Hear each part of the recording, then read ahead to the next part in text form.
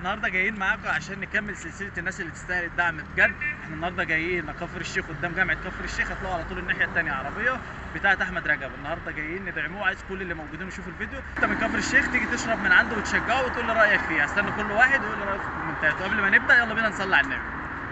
يلا بينا. النهارده جولتنا عند احمد شغال على عربيه القهوه، وفي الاساس بتاعه الاستاذه هند ابو زيد عاملاها دخل لاولادها، واحمد بيشجعها ومجتهد ومحافظ على ده جدا، وفعلا بيطلع كل خبرته في الشغل في المجال ده. واحمد محتاج مننا ان احنا نشجعه ونروح له وننشر الفيديو على قد ما نقدر، لان الناس دي فعلا هي اللي تستاهل الدعم. مكان احمد قدام جامعه كفر الشيخ، قدام صلافين الناحيه الثانيه بالظبط، هتلاقيه فارش، وكمان عنده قاعده جميله جدا ممكن تروح تقعد فيها وتشرب اللي انت عايزه براحتك. وانا من عشاق القهوه بندق، وعنده تحفه قوي قوي قوي فوق ما تتخيلوا. احلى حاجه كمان ان هو كان عاملها بالمكسرات، وانا اول مره اشرب قهوه بندق بالمكسرات. هو بيستخدم نوع كويس قوي من القهوه زي ما انتم شايفين كده، بيعملها كلها باللبن خالص، وهيفضل يرج يرج يرج يرج يرج يرج يرج يرج يرج زي ما انتم شايفين كده. مش اي حد يعمل الحركه دي غير لما يكون فعلا حركه صنايعي قوي قوي قوي. فما تتخيلوا بيكملها باللبن ويحطها على النار ويفضل يقلب يقلب يقلب يقلب يقلب لحد ما تطلع قهوه تحفه جدا، وهي تستاهل ان تشربوها. ويلا بينا بقى دلوقتي هنعمل قهوه عاديه، لان انا ما بحبش القهوه، بس اللي كانوا معايا شربوها وبيحبوها جدا جدا، وقالوا ان قهوته تستاهل، وهتشوفوها دلوقتي كمان بالوش بتاعها واحنا بنعملها.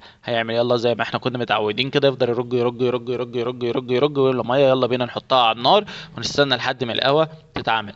هيفضل بقى يقلب يقلب يقلب يقلب في القهوه كده، وبعدين هيسيبها على النار لحد ما تستوي. ودلوقتي دخلنا على القهوه البندق لانها استوت، فيبدا يصبها لي وزي ما انتم شايفينها كده. ودلوقتي هقرب لكم عليها واقول لكم، بس هي بصراحه من احلى القهوه البندق اللي انا شربتها في حياتي، علشان كده لازم كله يروح يجرب ويشوفه. طبعا انا قلت له لا، لازم انا بنفسي كمان اجرب واحط التاتش بتاعي، فانا حبيت انا اللي اصب القهوه العاديه.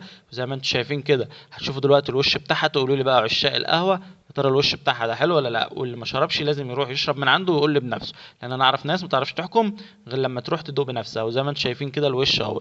يلا تعالوا بقى نشوف القهوه البندق في منتهى الجمال. وبصراحه كانت حاجه حلوه، وسالته قلت له ده علشان انا بس ولا عشان كل الناس؟ قال لي لا، ده الطبيعي بتاعه. علشان كده عايز كل اللي عندي يشيروا الفيديو، لان دول الناس اللي يستاهلوا الدعم بجد، ونروح له ونشجعهم. وبجد الحاجه عندهم حلوه قوي قوي وكواليتي عالي قوي قوي.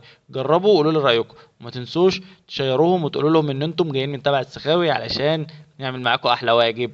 واشوفكم على خير. النهارده كانت جولتنا بقى عند احمد رجب قدام جامعه كفر الشيخ، قدام صله في بالظبط الناحيه التانيه هتلاقوا احمد رجب. مستني كل حبايبي وكل اخواتي يجوا له وشيروا الفيديو وعرفوا الناس انه بصراحه الراجل ده بيعمل قهوه 100 100 100. مستني كل حبايبي يجوا له. اشوفكم في فيديو جاي.